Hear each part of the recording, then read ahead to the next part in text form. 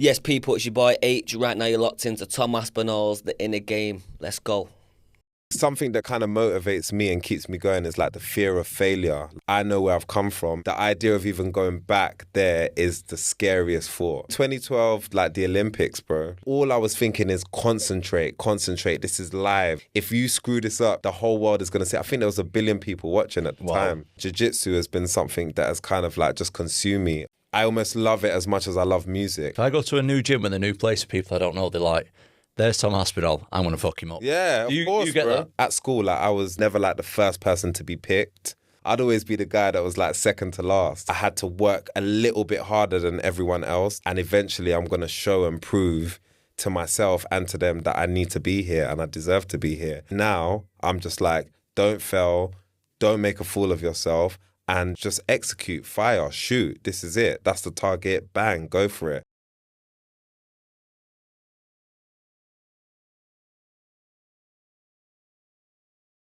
Hello and welcome to Tom Aspinall's The Inner Game. We are at Champion Combat Centre and I'm Charlie Moose, the man who is usually behind the camera with Tom. And this podcast is all about speaking to people at the top of their game, hearing about their story, talking about their mindset, mentality, all that good stuff. And who better to do it with than none other than UFC heavyweight champion, Tom Aspinall. Hello, mate. You didn't throw me under the bus this time. This guy loves throwing me under the bus on the intro. It's just, He's a cheeky chappy. It's because, mate, I know how excited you are for this guest. You got to do the honors for this one. Very, very excited to have our man Tinie T in. Welcome, mate. I'm giving Welcome. this. Yeah, we'll give him a clap. I'm very excited to be What do here. you go by? You go by Tinie. Yeah, Tinie or T. My friends call me T. Call me T, Call Tom. you T as well. Yeah, T's. like that. Yeah, T's there's in the 2 room. T's in Nice. it. There we go. You're and big Charlie, T, good right? to meet you. Nah, Yeah. he's big T, bro. Good to meet you too, mate. I've got to say, we were travelling, this will go out probably in a few months' time, but we were travelling down, big news, Tom signing with Eddie Hearn. Oi, to well London, done. press Congratulations, conference. bro. Thanks, mate. Yeah. Got his headphones on. Actually, I have my headphones on because he doesn't like to engage too much on a train. Yeah, fair. And who's he blasting? He's like, mate, Tinie Tempah. Oh, man. Yeah, do you know what? I search your... I've got a couple of tracks like on a playlist. And then, you know, just when you search them on Spotify and like the best hits, and there was something that I forgot about. I was like, man, there's some absolutely... Oh, man. Honestly, you don't understand, bro. Like, when I hear stories like that, because I've been doing it for so long, I feel like it gets lost on me. Like, it's probably like you training. Like, you just wake up and do it. Yeah. You get what I mean? It's part of your day. But especially when you meet people that you're inspired by and they're like, oh, you don't understand. I listened to you the other day, or when I was this age, I first heard this tune.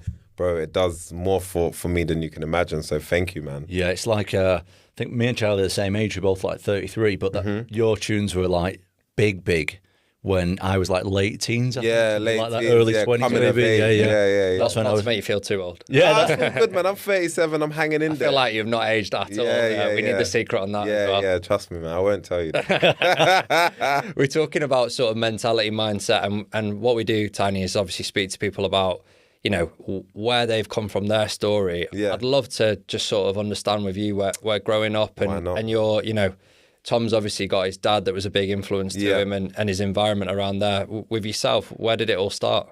Good question. So I grew up in Peckham, the eldest of 4 kids to Nigerian parents, mum and dad. Mum and dad are still together. And basically, we grew up in very humble beginnings, council estate, Aylesbury, which is a very famous council estate in South London. And then eventually the council rehoused us. And so I remember the majority of like my childhood being in this maisonette. It was like a 1 down, 1 up. And we were at the top.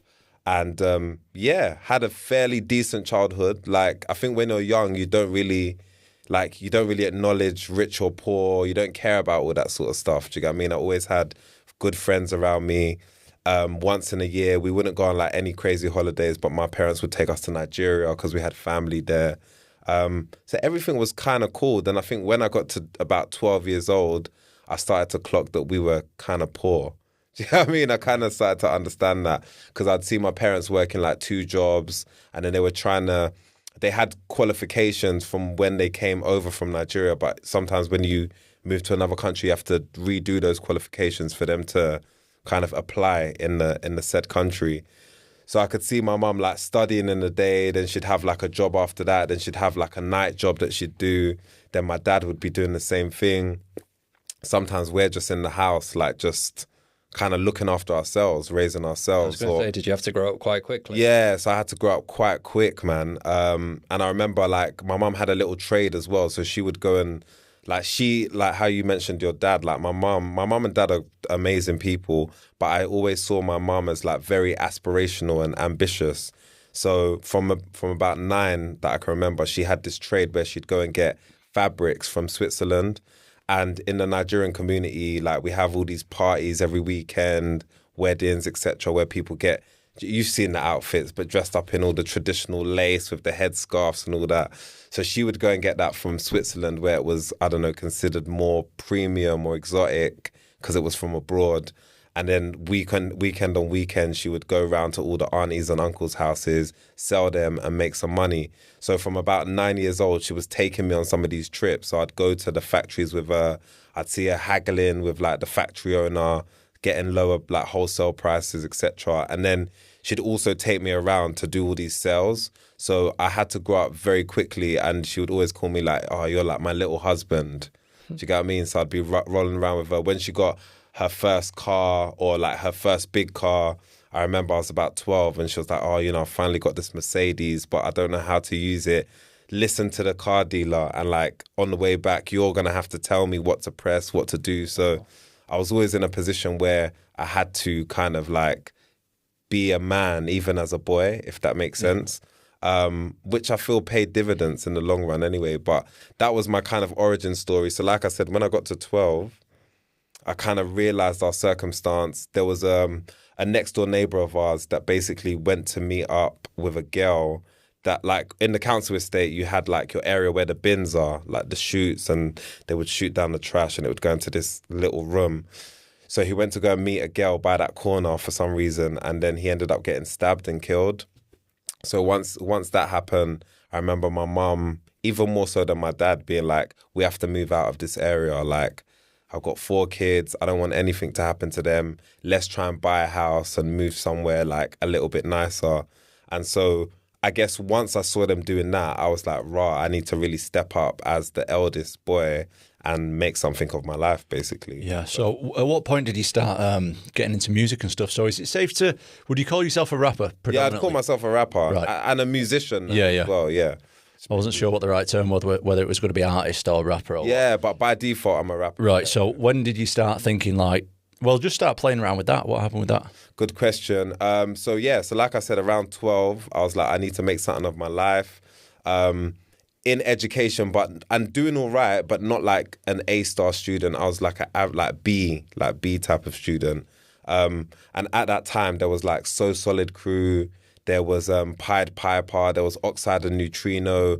So there was almost like this explosion of like UK garage and grime and stuff that just started happening, especially in my opinion around London, So it was fragmented at the time, South London MCs, North London MCs, East London MCs. So when I saw that, before that, I'd only seen like American rappers, 50 Cents, Eminems, Dr. Dre's, Lil Wayne's. And I felt like I resonated with it, mainly because most of those artists were black, and I saw them kind of epitomizing some success that now, even that I do it, I realize it was a hyper real. Like, not everyone has yachts and drives Bugattis. It's not that. Guys, it's not that. Yeah. But I remember seeing it and being like, "Raw, like, I want to live like that. I want to be like these guys." And then when I saw what started to happen in the UK, it felt like a more authentic version. So Solid Crew, guys driving, Audi TTs around South London. Do you know what I mean? Little chains on. Like, I was just like, okay, if they can do this, like, I can do it. And so from there, I started kind of writing lyrics. And then I discovered pirate radio, which is basically like illegal radio stations, where I started hearing the likes of Dizzy Rascal, Tinchy Strider, Kano, and my mind was blown. Like, when you're fixated on something, like how kids are fixated on Pokemon cards or football stickers or whatever. For me, all I cared about was that, and that is what kind of motivated me to start playing around with like rapping and music and that. There's a documentary on that on Netflix. Have you seen it? It's about jungle music and pirate radio and stuff. I've actually seen it today, but. So you start getting into that like 13-ish. Yeah, 13. So how did that like progress to the point where like, this is what I'm always super interested in with like successful people. When did it become from like this is what I want to do, to like, this is how I'm going to take care of my family financially? Like, Good how question. did that happen? Yeah, so I think at first it started off as like a hobby. So we were basically just trying to like copy what we were seeing on like TV or hearing on radio. So in our area, we'd set up all these little crews, 4 or 5 guys. Everyone would have their little street name or artist name or whatever. And we'd basically just try to replicate what we were seeing. And then at the time, East London was like the epicenter of like grime, like UK grime, if you call it at the time. So that's where Wiley's from, that's where Dizzy Rascal's from, that's where Kano's from, Tinchy Strider, etc., etc. The list goes on. So at the time, I wasn't thinking about my family. I was just thinking, how can I get to East London? Like, even though South London and East London are not that far, but at the time, when you're 13, 14, it feels like you're going to like Jamaica or somewhere like that. So that was my main motivation, and eventually I got into a crew in East London called Aftershock. Rest in peace, Terror Danger. He was like the founder of the crew, who passed away recently, and the main MC there was Bruiser. So when I got into that was a bit of validation and like affirmation, like what you're doing is actually like, it's starting to become real, it's getting somewhere. And then when I was 16, I was only in that crew for a little bit. I was like, do you know what? I really think I can do this. So I was just about to go to college at the time, and I kind of broke off from that crew, and I made a song called Wifey Rhythm, and we had a station called Channel U at the time. So I put that on Channel U, and then it was #1 for like 12 weeks on their Channel U chart. And then off the back of that, I started getting shows, and then I started earning money, a couple £100 for a show. And that's when I started thinking, oh, I could actually turn this into like a living. What was your environment like at that time? Was that a key part to obviously get into that sort of, we're going to get to that sort of career changing moment? The people around you, were they important at that point? Yeah, very important. I would say at the time it was very, and it still is now, but it was very competitive, and it was almost like crabs in a barrel, because you have to, like, in context of everything, that music was still very marginalized. So there was this police. There was this kind of like police like section, or whatever you'd call it, organization called Trident. And basically anything that was kind of like black music related, where they thought that there might be like gun crime or anything like that, they'd serve a notice to the club, and then the venue would get, like, not venue, but the club night would get shut down. And so there was even an issue to be able to perform as an MC at the time. So the environment was exciting for me, because I always, even till now, I still feel a bit like an imposter, but I was like this almost imposter from Southeast London, looking at like my heroes at the time, thinking that they had everything, whereas in reality, and I'm sure they won't mind me saying this, no one had anything. Do you get what I mean? So everyone was trying to become the guy that could get a record deal. That was almost at the time the epitome of success. Now you don't even really need a record deal. But at the time, it was like, if I carry on rapping and releasing music, some big label's going to sign me, give me a big check.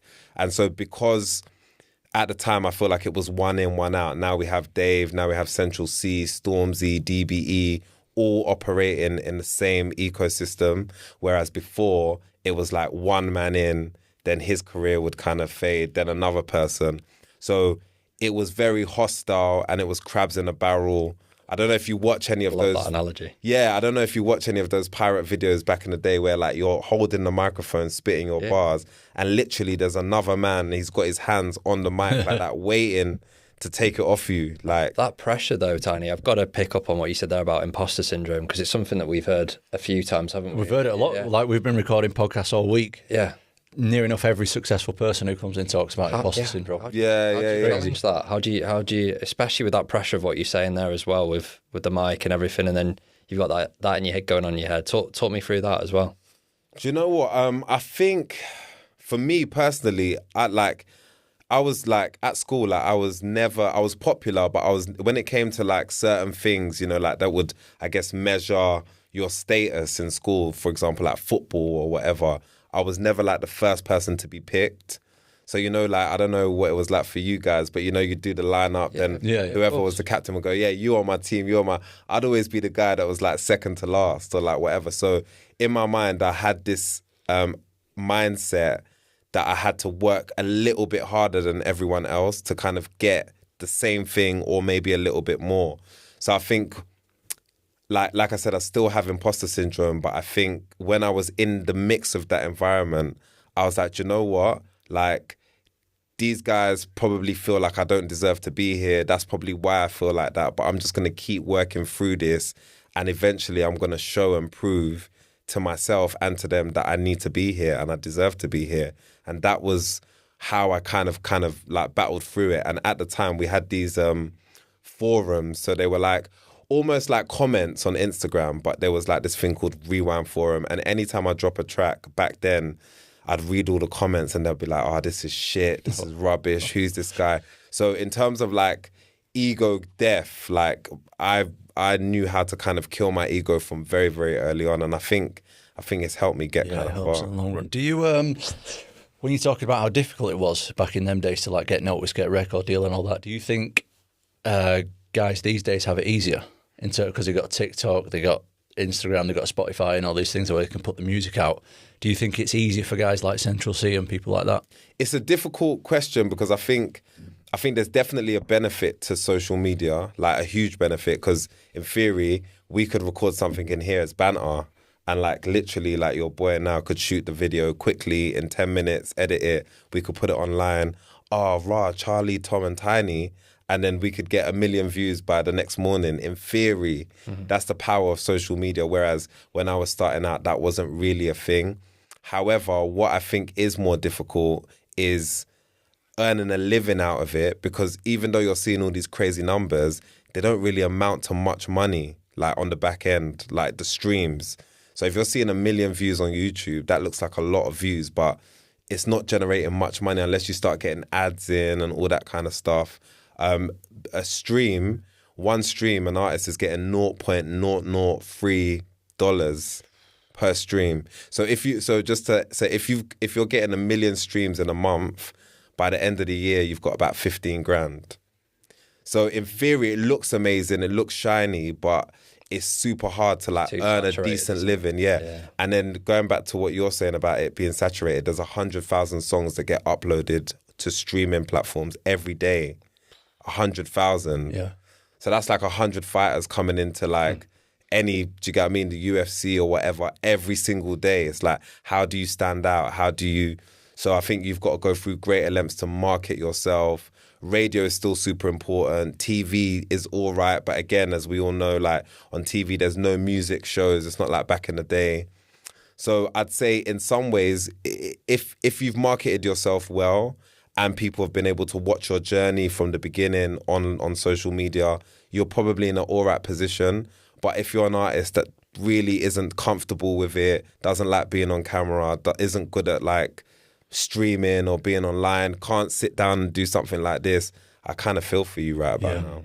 Would you say then, I mean, Pass Out, was that the song that you'd say that probably... that was the one that got through to everything that you've just said there? Yeah, so that's the one that definitely like took me to a completely different level.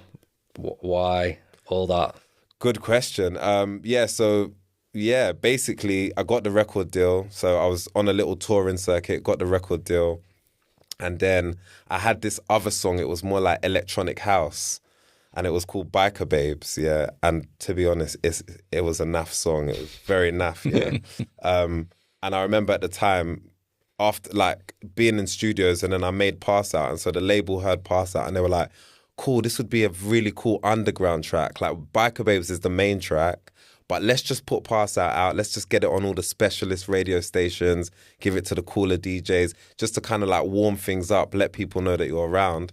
And once they gave it to the DJs, bro, it just went ridiculous. It's like, I can't even explain to you what happened, but before you know it, it was like, it went straight into number one, like in the charts. And prior to that, I'd never had any chart success. It's not like I had like a number 39, number 28, it just went straight to number one. So overnight, my life just changed. Absolute banger. Yeah. Still bangs. Like, when was it released, that song? It was released in 2010. So that's 16 years ago. Years so old. I will have been about 16, 17 years There ago. you go. Still bangs though, doesn't it? Yeah, Still thank sitting you, on the train going. Yeah. So from that, is it, when you bring out new music after that, is it just like, just gets picked up easier and stuff like that? Yeah. So, yeah, I'd say even with like support of a label or whatever, but yeah, once you've had like a number one hit, basically all the doors are open, bro. Like whatever you want to do, That's even when you start getting the like offers for you to fly to LA and work in the big swanky studios, which are costing you money that you don't realize at the time. So you're just saying yes to everything and you're getting charged back on the back end. But yeah, all the doors opened up for me. And then obviously I dropped Frisky after that. That went to number 2. Dropped Written in the Stars. That went to number 1. Then it was just like, it was ridiculous, bro. So how hard is that though with when you've done such a big song like Pass Out, the fact that we're still remembering it 16 years on? Is there not a pressure in your head if we're going on that inner game aspect? Yeah. Like, how am I going to get bigger and better than this? Your life's changed overnight. Just explain all of that. What's going on? I mean, it's 16 years ago, but what's going on in your head? Yeah, no, of course. I fully remember. I think something that kind of motivates me and keeps me going is like the fear of failure. Like, I don't want to fail because I know where I've come from. And even though I had a decent upbringing, like, I know that that's the trenches, bro. It's the trenches. And the idea of even going back there is the scariest thought.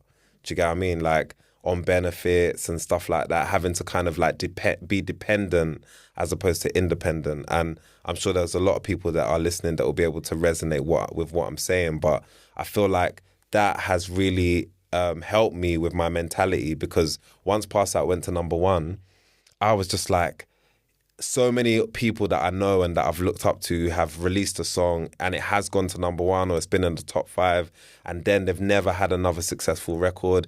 Then people start calling them a one-hit wonder. And then, you know what we're like people will cheer for you when you're winning, but the minute you're not winning, it's like, I don't know how you feel about that, Tom. I literally wanted to bring Tom in. I can see the parallel. Yeah, the minute you're not winning, bro. He's knocking people out in 60 seconds. How does that feel for you? And you know what Tinie's talking about. It's the same. There's almost this kind of like expectation that has to happen every time. That's what I'm saying. Imagine every time you put music out, it's like people are comparing it to the last piece of music. So yeah, you drop Pass Out, it goes to number 1. Or you said it went to number 1. Yeah, it went to number 1 for a long time. Everybody knows the tune. You drop the next one and it's like, this one's not as good as Pass Out. Yeah, of course, bro. And it's the same with me. Like, I've won a lot of fights really quick. And like every time I'm in there, people are like, Tom's not looking too good today. If it goes past like the first minute, I'm like, so much pressure. Give me a first chance. minute. Give me a chance. Yeah, it's crazy. Bro. Yeah. But that's just what it's like. But how did you deal with? So if my maths is correct, and I'm a little bit slow with this, you just said you were 37. Yeah. This was 16 years ago. So you were like really early 20s. Yeah. Like you went from like being relatively unknown to like number 1. Yeah. Obviously, that has to affect your life in a personal sense. Yeah, as well. of course. How do you deal with that? What happened there? So a number of different things are happening. Obviously, my financial and economical situation is changing. I've got like social mobility. So now I'm finally moving out of my parents' house. And I'm like, I think the first place I went to was Canary Wharf, because to me that was like the New York. That was like our little version of New York. So I'm living in renting this swanky apartment. We've got a concierge, we've got a pool, we've got a gym, and I'm just feeling like I made it. I moved my cousin in with me, like living there, just not paying no rent. We're just ordering food every night, going to restaurants, just silly stuff that you would just do at that age. And then you've got, obviously, you know, and I say this in the most respectful way because I understand now at 37 what some people must have been feeling and going through. But then you've got maybe not immediate family, but then you've got wider family approaching you and come. Like you're now, like you're meant to be a kid or like a young adult, but you're now like almost like a father in your like wider family kind of ecosystem. So people are coming to you with certain things. Can you help with this opportunity? Or I need this money because I need to do this, or this accident has happened and we need you to pay for this. And I think with my nature, I'm just kind of saying yes to everything. Yes. Are you impulsive in that situation? I don't think I'm impulsive, but I think especially back then, I was more like conscious of someone being able to say, you're an arsehole, or you're like a bad person. And I think I let that affect me too much. Like, I always just wanted everyone to think, he's a nice guy, like he's blessed, he's this and that and that. So in the way I was dishing out was impulsive, but I wouldn't say I'm an impulsive person like that. It was more just the fear of like someone just not liking you or finding a reason to not like you. So all of that is happening. Your schoolmates and stuff like that, they're still trying to work out what's going on, because before you're just Patrick, do you get what I mean? Just a lad that we all hang around with. and now we're seeing you at Glastonbury with Snoop Dogg. We're seeing you do the Olympics with the Spice Girls and Jessie J and Fatboy Slim and this and that and that. So I think for me, luckily, I've always been around my family, probably quite similar to you, Tom. Like my mum and dad, they're very important and special to me. My sister, from quite early on, she was working like for me and with me.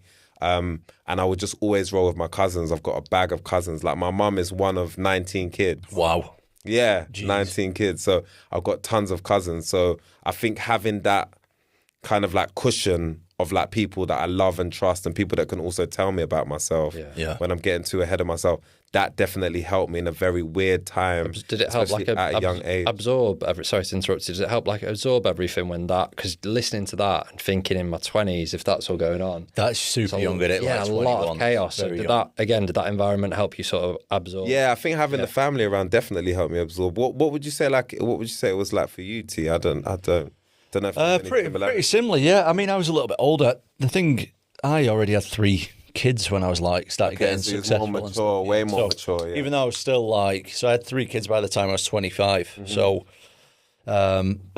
but yeah, similar. I always struggled with. I don't feel like I changed that much. Maybe I did because I was getting older, having kids and all that stuff. I felt like the people around me changed the way that they acted towards me, and that freaked me out a little bit. I was like you say, people expecting a few things here and there, and I didn't want to let anybody down. I'm like, see, I shouldn't do. Yeah, I resonate with that a lot. With what you're saying is like, it's gone. It's finally gone. Live on it. Mate, it's been falling all week. That. Okay, don't worry, keep it in there. We're hoping for a series 2, Tinie. Yeah. Pictures on the wall. But yeah, I had a lot of that. I resonated with what you said a lot, where like I felt like responsible almost for like some people's taking care of people and stuff, and it becomes a bit tricky. I think I feel like, especially when I started getting recognised in public as well, and I'm definitely not the most famous fighter in the world, but I'm a lot bigger than most people. Of course. So like I stand out a lot in comparison to the average size person. So I have a lot of like famous fighter friends as well, but in public they're not as easily recognisable. Yeah, of course. So I felt like I got recognised a fair bit, and the people who've been around me for a long time, I almost felt them looking like, why is he you know what I mean? It felt like of course. Maybe that's just me like looking inside a bit too much, but. So how did you deal with that then? Experience. Yeah. I don't know. How do you both manage though? It sounds, I'm just listening as a sort of bystander. It sounds overwhelming. All of it just sounds really overwhelming. Is it just a case of you're just going and just thinking, I'm taking this in my stride, because you've clearly got an art that you're both passionate about. So you're just focusing on. You know what? I find it easy in some ways and difficult in other ways. Like if I'm going to a UFC fight week, I'm on. You know what I mean? I know exactly what to expect. I've got media. There's fans everywhere. Like tomorrow, we're doing a meet and greet tomorrow. Mm-hmm. So I know as soon as I leave my house, get in that car, I'm on. Mm-hmm. I'm ready for people. Mm-hmm. If I'm walking around Asda with my kids, I'm not on. They're not on, yeah. So then when I end up with 20 people around me, I'm like, it overwhelms me a little bit. So I kind of like compartmentalize it a little bit, I think. I don't know. How do you get on with it? I think I'm kind of similar to you, but I think the point of difference is the fact that obviously you had your kids quite young, and so you already, because now that I'm a father of 3 as well, like I feel like it helps you to understand what your roles and responsibilities are as a man. Do you get what I mean? You know what's important. You know what your priorities are. I mean, I'm just speaking for myself, but that was a massive change in like my mentality. Whereas before, I used to kind of just think about myself a lot, like naturally as you would. So when I was getting recognised in Tesco's, it was just me. Do you get what I mean? And I'd just be trying to get something quick and run back to my apartment. And so I think I struggled a lot more. I was able to kind of like snap into it and come out of it quite quickly. But I do think I struggled a little bit more because it gets quite lonely. You don't really have anyone to kind of go back to whereas now, you know, I can run around doing all these different things. I've had such a mad week, even just being with you. But I know that when I get home and I'm with my kids, I'm with my family, that's like normality. Do you get what I mean? Whereas before, you get back to your flat, you're by yourself, or your cousin comes back, and then, I don't know, you might invite a couple friends round. They're still gassing off of your hype as well. And you're just in this kind of surreal world. But I was going to ask you something, because I feel like a lot of like more experienced musicians, because you mentioned you've got a lot of fighter friends, a lot of more experienced musicians, definitely gave me loads of advice and gems and bits of words of wisdom that I would like kind of just use as like not coping mechanisms, but like, okay, like if he's gone through this and he told me to deal with it like that, then maybe I should try that, and then I'd think that that would work for me. Did you go through a similar thing? Yeah, well, it's difficult because I also appreciate that the people who are coming up for a picture, they're also the people who pay for the events, and they support me a lot of the time. But also, I'm not like, if you're number one on the charts, that's way more famous than any fighter will be. So I'm not like your level or anybody bigger than me's level. But I remember the first time I went out for a drink with a few fighters who were way bigger than I was like just in the UFC. Bisping was there. I remember that. Tito Ortiz was there. Legends. GSP, was it? GSP was Legends. there. Yeah, I know George well, man. And they're all like super nice guys. Yeah. And I remember like someone coming over for pictures and making a big deal, and they just literally just said in the nicest way, guys, I'm just having a beer at the moment. Like, I'm just trying to enjoy the time with my friends. I just want to be left alone. Thanks. And I just remember looking and thinking, wow, that's so polite and so easy and so relatable for everyone to understand. That the guys are just like, yep, no problem. Really nice to meet you. We'll do a handshake and that's it. Yeah. And I just started being like, it's actually all right to say no. I don't have to be people have to respect that I've got a personal life, and I need to almost like stand up for myself when it comes to my personal life and be protective of myself as well. Of course. Because some days, like, I'm walking with my kids and like, if 10 people are around me, I'm like, guys, can you just leave me? I'm just with my kids, just please. And then every time they're like, yep, no problem. And I just feel like at first I didn't have the confidence to be like, can you just respect my privacy a little bit? Yeah, definitely, bro. And you're right. You have to protect your privacy. You got to protect your energy. You got to protect your family. How do your kids react when they like are in that environment where there's? They're actually quite used to it. They're used to it. Yeah, they're quite used to it. Yeah. What about you? Yeah, kind of similar. But I think with my kids, they're kind of still gassed off of the idea that like their dad is like a well-known person. How old are they? 7, 4. Yeah, nice. 7 and 4. Yeah, but they're kind of gassed. It's weird. I don't know how to explain it. Like, obviously, they're the purest people in the world that I know, but I think they do get some sort of like excitement out of the fact that, people know who my dad is, or like when you do the school run, someone says, they saw you on this, or they're coming to this show. They seem to like it, and it's even kind of like it's helped my motivations kind of mature and evolve a little bit, because now I kind of do everything for them. Like I do everything like to make their life better than my life was, do everything to be able to open doors for them in the future and stuff like that, give them a good life. So yeah, it's a beautiful thing, but yeah, it's still quite weird. I'm just happy that, like you said, Pass Out was 16 years ago, and I've stayed around long enough that my kids are here and they can still, do you get what I mean, celebrate the success. It's not like, he used to be. Do you get what I mean? Like, I'm just well, I mean, that's a good thing about music, though, isn't it? It's timeless. It's like, timeless. It just lasts forever. Especially it music does. well. Especially like when I'm done with the fighting, I'm just going to be washed up as an old fighter. Not really, though. Not necessarily. You've got, and he's a big YouTuber now as well. There you go. Oi. There you go. Mate, stepped into the game. You mentioned it briefly before about 2012 and everything. We've got to ask, give us maybe a few moments, because we could be here all night. Somewhere you just think back and ones that you'll tell the kids to everything you just said. Yeah. Where you just gone, I did that, or like there was a moment where young Tinie was like, wow. Yeah, I'd say 2012, like the Olympics, bro. Like, obviously it came to the UK. It was in East London. I was living in East London at the time. I was living in Hackney. It happened in Stratford, and so it was just surreal, because we got this letter from Danny Boyle, the obviously famous director. 28 weeks later, 28 days later. And loads of other stuff's Train Spotting, etc., etc. And it was like super confidential. Like, you are not allowed to share this information with anyone. Obviously, I can now. And then, they weren't clear about what they wanted or what they were looking to do. So we just agreed to it, went and met with them, then basically took us around the Olympic Stadium that they were building at the time. And as a kid from a council estate, like, this felt bigger than like music, because it was like, you're getting brought into, like, this conversation is a conversation that's happening on behalf of the country. The government's involved in this. Do you get what I mean? Like, they've got big directors, big production companies, and you're getting to kind of see the whole thing be built. Yeah. And you're kind of involved in the process. And then, yeah, when it actually came to the day, all I can remember is having this one-of-one Burberry jacket, which again is even just mad to say. They made me some ridiculous like bomber jacket.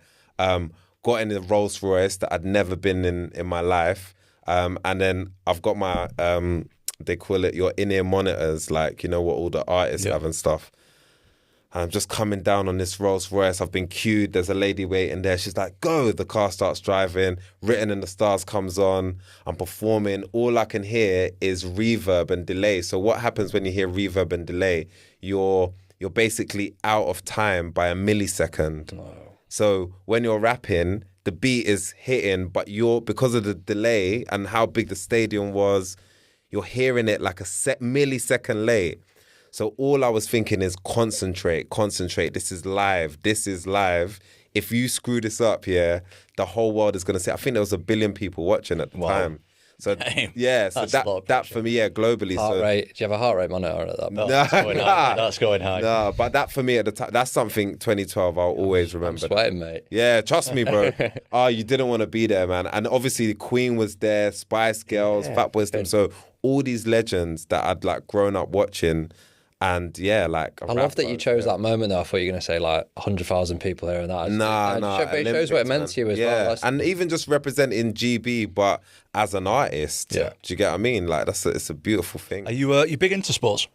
Yeah, so I would say I love my sports, but recently like Jiu-Jitsu has been something that has kind of like just consumed me a lot. Like over the last 7 years, I've been getting stuck in. Training at various different gyms, competed a couple of times, and that's something where I almost love it as much as I love music. Like I love the culture around it. I love the discipline. Yeah. I love how it makes your brain think. I love the community around it. Like you were saying, I don't know if it's exactly the same, but everyone I've met that does jiu-jitsu or even MMA, like from afar, you would think, this person's probably a bit like, I should avoid this person, but they're the nicest people in the world. Yeah, something I love about jiu-jitsu especially, but any martial arts really, it's like once you step on the mat, it doesn't matter age, race, job. Course. And nothing. Course. Gender, doesn't matter. Everyone just treats each other the same, and it's great. Of course. You never find, because I get this, I got to be careful about this. If I go to a new gym with a new place of people I don't know, they're like, there's Tom Aspinall, I'm going to fuck him up. Yeah, of course, you get bro. that? Of course. When I got to like the first competition I ever did, like luckily I can say this because I've won some gold medals now, so I don't mind. I'll share the story. But I remember the first competition I ever went to, basically it was in East London, and like I put a different name, so because you have to enter through this thing called Smooth Comp, yeah? So I was like, shall I just put my name, Patrick Okogwu? But maybe if people saw it, maybe people would work out, So I put my middle name and my surname, and I got there, and I remember I had a hoodie on the whole time, but obviously eventually you get in the gi or you get in your rash guard, and then I could just see, it was like dominoes, like one person would look, then another person, then someone would look to someone else, and then that's messing with your head and messing with your nerves, because it's very ignorant to say, but like I'm doing this because I love it, and it's a hobby, it's something for my escapism. So one of my biggest fears is just being on some kid's highlight reel and my arm is just all the way over there, and I don't need that. With your music underneath on. Yeah, with my music, just to add insult to injury. Pass out, isn't pass out. And I've like been choked out, So I remember at the time, like the guy that I was going to face, we got next to the mats, and he just started being super friendly, like, oh, mate, you're tiny, rare. Shook my hand. I remember then my coach shouted at me, my coach, Leo Nagel, big up Leo Nagel. He shouted at me, he was like, don't talk to him, T. Don't talk to him. I didn't understand. So I'm talking to him, trying to be friendly, this whole thing that we were saying before about people not wanting to think you're a dick or whatever. Yeah. Bro, within seconds, I was on the ground, bro. Took me down, took my back. I was just looking at the score, and then he was like 2 points, 3 points, 5 points. That's all messing with my head. 7 points, 10 points. Then there was a minute left. I was like, okay, I'm just going to try my best to not get choked out or submitted in any way, and I will live to tell the tale. And luckily I held out to the end. But that was a hell of an experience. So after that, like when I went back into like other competitions, I had to change my mindset, headphones on. And then something amazing happened, which was like another level of an ego death, because as an artist, obviously not everywhere you go, but you know, the red carpet is pulled out for you, bro, everywhere. Do you get what I mean? You fly abroad, you know, when you're getting off the flight, you've got this certain privilege. There's red carpets, there's gifting, clothing, da-da-da-da. So coming into this world where it's far from that, and like you said, you know, when you're doing your class, you're next to a janitor who's next to like a multi-millionaire businessman, who's next to a school teacher, and none of that stuff matters. After my first competition, ego death, bro. I went into the next one, no hoodie on. Do you know what I mean? Just my face, whatever. Hello, nice to meet you. That's it. Not talking to anyone. And I feel like it helped me to evolve as a person. Right. This is one of my favourite prizes yet. Our partners, That Prize Guy, are giving away a house, believe it or not, in the UK or Ireland, or 250 big ones, 250 Gs. Charlie, what are we thinking about that, son? See, I usually go for the cash, but I think the house. Hey, take the gaff. The gaff's going to go up in value, innit? That's what I mean. But where are we going? Are we going the coast of Ireland? Are we going UK somewhere nice? Right, for you're going for a little hideaway, aren't you? I'm going to get a little. I'm going to get a little suburban piece of heaven, I think. I'll buy a nice little gaff. Get the nice little gaff in the middle of nowhere. Couple of years, that'll be doubling in price. 250 grand's a lot of money, but you should always have property, I think. Get the property in. Mate, the entrepreneur. I'm an entrepreneur. I'm setting up Been on my the phone future. to AJ. I'm setting up my future, son. It's all good. It's all good. So, yeah. 250 Gs or a house in the UK or Ireland. What a prize that is. Life changer. Mate, if I win it, then you won't be hearing from me. Mate, you won't believe this as well. Tickets start for as little as 30p. So 30p in. So you can head to thatprizeguy.co.uk, drop a 30p in. Mate, you might win a house or 250 grand. Come on. But let's do it now before it's too late. Love it. Right, let's get back to the episode. I was actually at a competition where Tom Hardy competed. Yeah. The way that Jiu-Jitsu competitions, for anyone who doesn't know, are set out, they have like maybe 6 mats going on at once, 8 mats. So there's 6 different, there'll be 12 different people competing at the same time. So 6 different matches. And then it seemed like the whole competition just flooded around Tom Hardy's mat, just to watch him. Yeah, of course. Did you have that kind of thing as well? I had that as well, yeah. So like everyone stopped watching the other matches, just ghosted them. Everyone came over, That's bro. a lot of pressure, man, for your first one. Yeah, and then the phone's coming out. That's the worst bit because of the times that we're living in. So everyone around your mat, pressure, then you start seeing 1 or 2 phones and you've already bumped hands with the guy. So it's on. I bet that's so good though for your mind when you've like you're such at the top of your profession with music to then have something like that. I can see when you're talking about it, it's kind of I needed it, grounded bro. back to you. I needed it, bro. What about you? Like when you're in that high pressure situation, obviously I guess it just comes with it, but what's it like when do you I guess you can't care about that, like you can't About what, like people watching? No, people like, I don't know, like you're sparring in a gym or and someone brings their phone out, or even just like your big like fight, like you're doing the fight, UFC, whatever, and then someone is recording you. I guess there's nothing you can really... Again, it's just experience though, isn't it? It's just like, at first it's difficult, then it just gets easier and easier, but that's part of the reason that we've got this gym. Big shout out Champion as well for everything that they've done. But Nice. We used to be in like a public gym where it was essentially like weights, big weight area. Everyone's doing the weights, regular people in there and stuff. And then we had like a mat space with like some of the best fighters in the world training on the mat alongside me. And then it became a bit of a, let's get the phone out and record. But like, obviously when you work into game plans and stuff, like I'm fighting for a world title and Dave's over there on his phone sending it to his mates on Snapchat. Yeah. He's shouting, Charlie, can you like check if they're filming or not? Okay. It's just difficult because he's so nice about it as well. He's obviously being super humble on it. But like a week before Curtis Blades' fight in Manchester, someone's filming him as he's getting ready for a game plan, and they're like, "Oh, Tom, can you just have a picture?" I'm like, "Mate, we're literally I'm in a different place right now. Yes, that's the but last sometimes thing. you just got to lock in. And when I'm in the gym, that's like my sacred place of I'm doing my work. I can't be bothered with, and not like I can't be bothered like I don't want to. I can't be bothered by something on the outside. I have to just think about what I'm doing, and what I'm doing is trying to win a fight. So anything that comes in the way of that has to go. Well, I've got a question for you. So speaking of like inner game and like mindset and stuff like that, what about your family? What about like your immediate family? So let's say you've got a training camp, 8 weeks, whatever. Like, what about the day-to-day structure of your household and your family? How do you manage that? Do you kind of put all that to the side for the 8 weeks?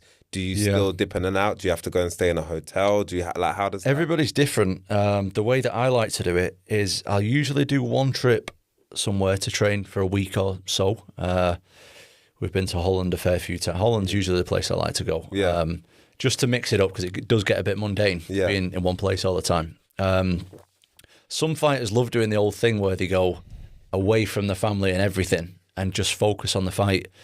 For me, that drives me a little bit insane. I don't like to do that. I like to still have a bit of normality as well. But as far as like my role in the house, it does take a backseat. Like I'm there physically, but a lot of the time I'm in bed, or like I like keeping my normal routine. I like seeing my kids. I like seeing my wife, but I'm not taking my kid to football training. Okay. I'm not, doing school runs, and I'm not doing the usual things that I would do. But also, I don't like to be in a place where I'm in like a foreign place with people that I'm not with all the time, if that makes sense. Some people like that. Some people love that, like locking themselves away. I like to keep a bit of normality as well. You're comfortable. Yeah, I'm like a real homebody, so I like being at home. But also, I'm not at home like I would, like now I'm injured. So, like now, when I'm walk through the doors, I'm 100% at home. Yeah. Like, I'm doing stuff with the kids, I'm doing the dishes, cooking the food, I'm putting the kids to bed, I'm doing all that. When I'm in camp, it's like, I'm there physically. And I guess I'm there mentally a little bit, but I'm not as present as I am outside, that's for sure. Fair. Now you've had kids, and obviously for people watching this or listening, and they're like, oh, Tinie Tempah. Is the sort of priorities change with music? What are you up to now? Kind of just give us a... Good question. Yeah. Good question. So yeah, I feel like I got to a stage in my career where I was like, I want to go away and actually focus on my personal life, have kids, and do it away from the media. Because I love an idea of like a private life and a bit of separation. Because who knows what will happen one day? But my rationale has always been, one day this could be swept from right under your feet, but you're always going to have your family. And if you get them too mixed into that world, not much good comes from it, in my opinion. So I would say now my number one priority is my family. Like, if I'm being entirely honest, maybe when I was like a new dad, I was just going through the the motions, isn't it? Like, still trying to figure out and still learning, because that's one thing I personally realized. Like, there's no training manual of how to be a dad. Like, and obviously you have your parents to kind of look up to, or other, male role models or whatever. But living a life, like I was saying, with the Tesco analogy, where all you've had to do is think about yourself and your own needs and this and that and that.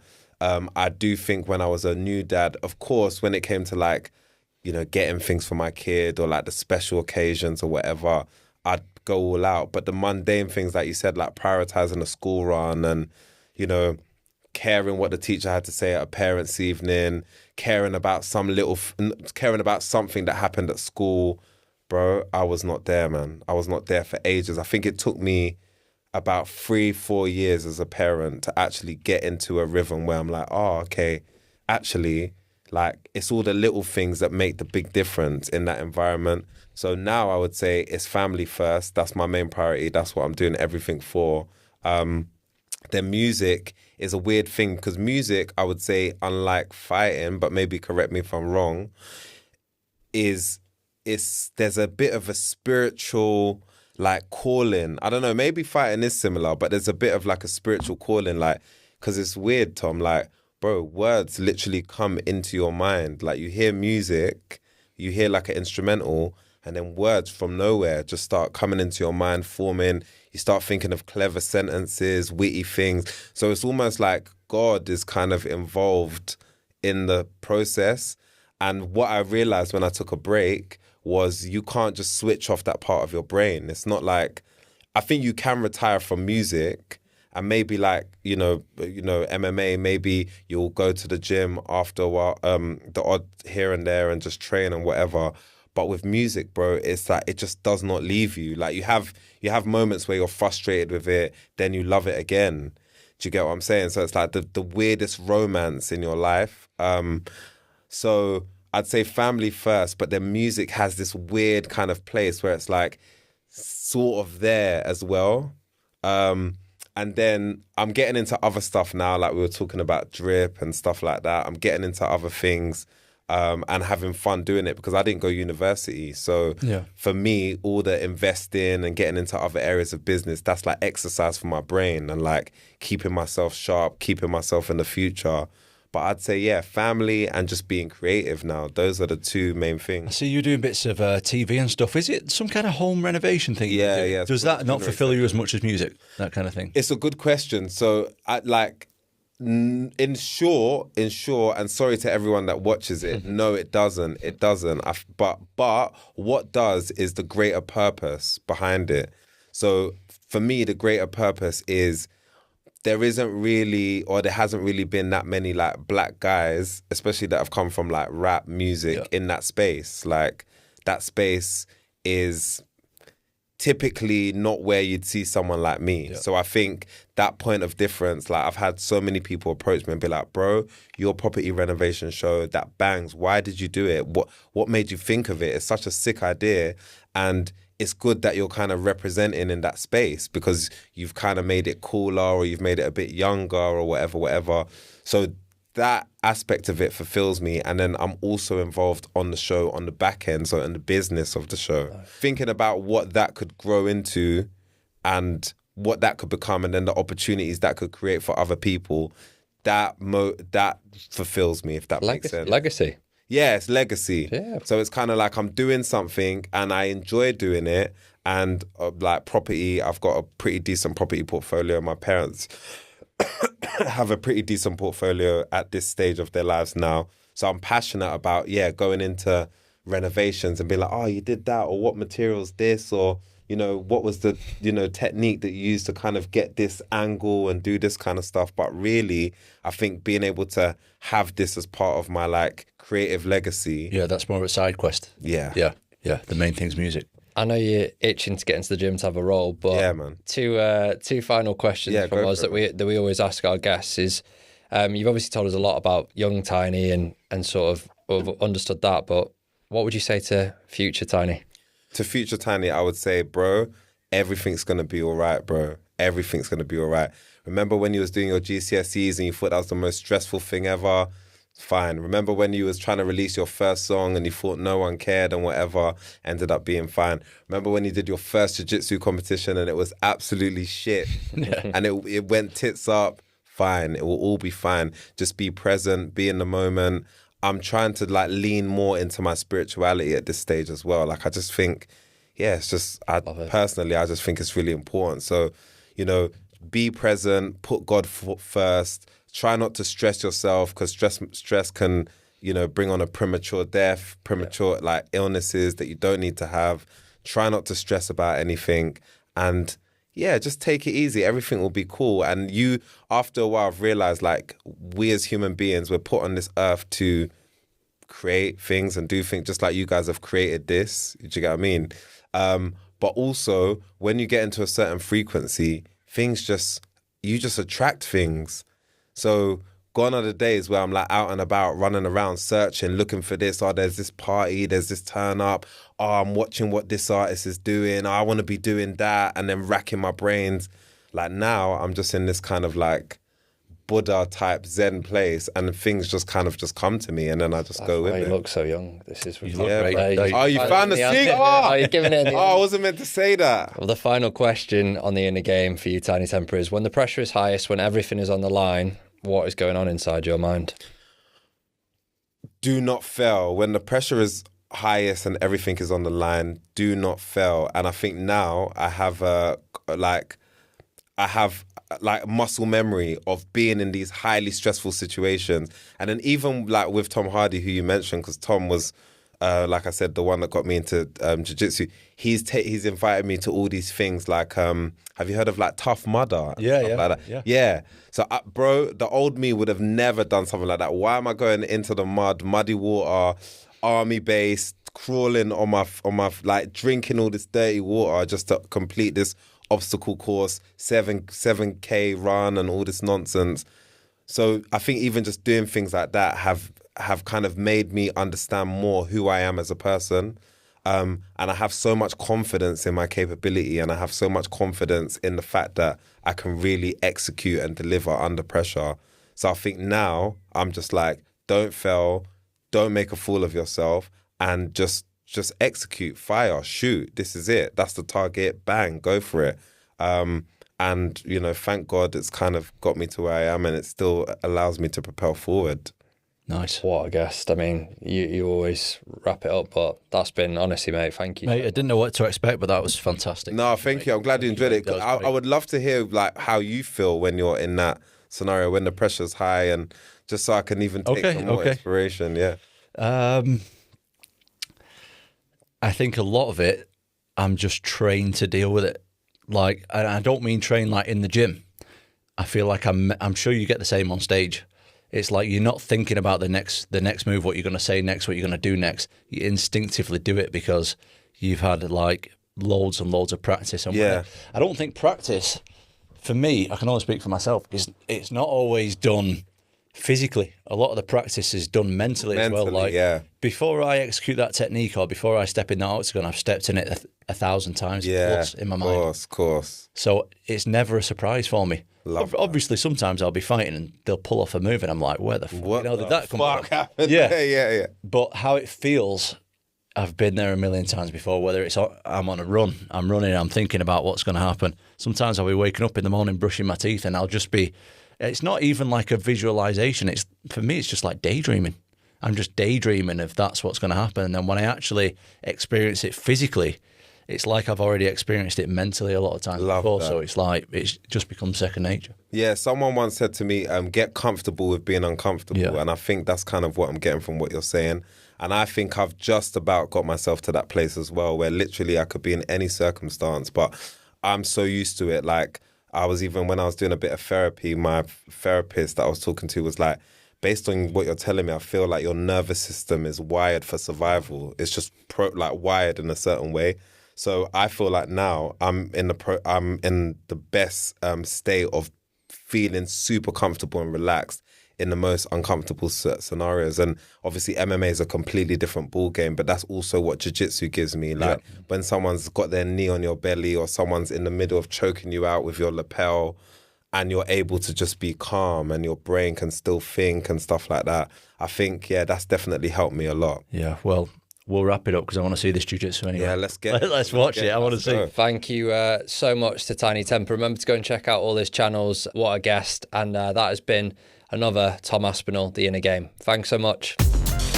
Next time on The Inner Game, Chris Ramsey. Like, I've never seen an eye poke so bad. I mean, like, your eyelid gapes. Yeah, it does. Like a wizard's sleeve. When I got my blue belt in BJJ, I remember walking out of the gym and I thought, I've just left the final room where anyone gives two fucks about this belt. What about Strictly though? How was that? So I strongly believe I had the gay vote until Kelvin came in and took all of them gays away from me. Like, Tom for Strictly or not? No, there's not a number that could make me do it. I'm telling you, there is. There isn't. There is, but I don't think the BBC could hit it. But annoyingly, you'd be good at it. You'd be one of them guys. You would just turn your hand to it and you'd be good at it. And there's no pressure like standing on stage and going, this might be going south. This might be going south. When I know something's on the line, I switch it on.